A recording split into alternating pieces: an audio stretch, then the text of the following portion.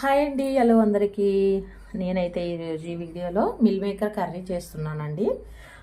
దీనికి వచ్చేసి మనకి వాటర్ వచ్చేసి గోరువెచ్చగా వేడి అయిన వెంటనే ఇదిగోండి ఇలాగా లైట్గా కొంచెం అలా పొగలు వచ్చిన టైంలో ఇదిగోండి చూడండి, ఇవి మిల్ మేకర్లు అన్నమాట. ఇవి ఇలా వేసేసుకొని వెంటనే స్టవ్ ఆఫ్ చేసేసుకోవాలి. ఇలా వాటర్లో వేసేసుకొని వెంటనే మనం స్టవ్ ఆఫ్ చేసుకోవాలన్నమాట. తర్వాత వీటిని ఇలాగా జల్లెట్లో వేసుకొని వడకట్టుకోవాలన్నమాట. వడకట్టుకొని కొంచెం పైన చల్లటి వాటర్ అనేది వదలాలన్నమాట. చూసారా అండి, ఇలాగా చల్లటి నీళ్ళు అనేది తీసుకొని ఇలా వాటిని ఇలా పిసికేసి మనము ఈ గిన్నెలోకి తీసుకోవాలన్నమాట.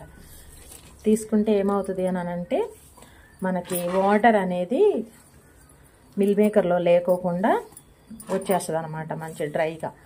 లేదు అని అంటే మనము కర్రీ చేసినప్పుడు ఈ వాటర్గా ఉండిపోద్ది అనమాట. ఇలా పిసికి వాటర్ అనేది తీసేయాలన్నమాట. చూసారా అండి, ఇలా మొత్తంగా ఇలా పిండేసేయాలి. మళ్ళా స్టవ్ మీద గిన్నె పెట్టేసుకొని ఆయిల్ వేసుకోవాలండి. తాలింపుకి సరిపడా, కర్రీకి సరిపడా ఆయిల్ వేసేసుకొని ఇందులో తాలింపు చేసుకోవాలి. ఫస్ట్ చూడండి, అన్నీ కలిపిన తిరుమల దినుసులు అన్నమాట. ఆయిల్ వేడి కాగానే తిరుమల దినుసులు వేసేసుకొని రెడీ చేసుకోవాలి.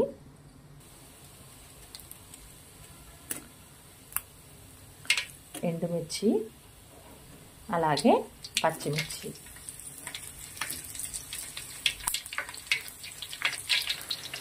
వేగిన తర్వాత వీటిలో ఉల్లిగడ్డ వేసుకోవాలన్నమాట.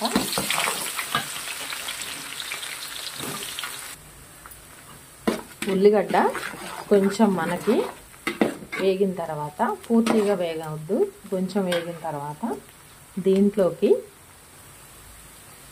మనం ఫ్రెష్గా నూరు పెట్టుకున్న 1 స్పూను అల్లం పేస్ట్ అయితే వేసుకోవాలన్నమాట.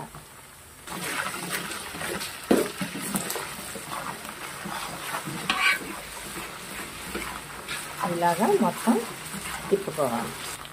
తర్వాత మసాలా పేస్ట్ అన్నమాట. ఈ మసాలా పేస్ట్ అనేది ధనియాలు, లవంగాలు, దాల్చిన చెక్క, మనకు వచ్చేసి అల్లం, వెల్లిపాయ, గసగసాలు, ఇలా మసాలా ఐటమ్స్ అన్నీ వేసేసి కొబ్బరి అన్నీ వేసి మనం ఇలా పేస్ట్ చేసుకోవాలి. ఇది కూడా మనం ఈ ఉల్లిగడ్డలోనే వేసుకొని ఫ్రై చేసుకోవాలన్నమాట. పచ్చివాసన పోయేలాగా చేసుకోవాలి. పసుపు అనేది ఇప్పుడే వేయకూడదు, పసుపు వేసేస్తే అడుగంటుద్ది అన్నమాట. అందుకని చెప్పేసి ఫస్ట్ పసుపు అనేది వేయకూడదు. ఇది కొంచెం వేగిన తర్వాత పసుపు యాడ్ చేసుకుందాం.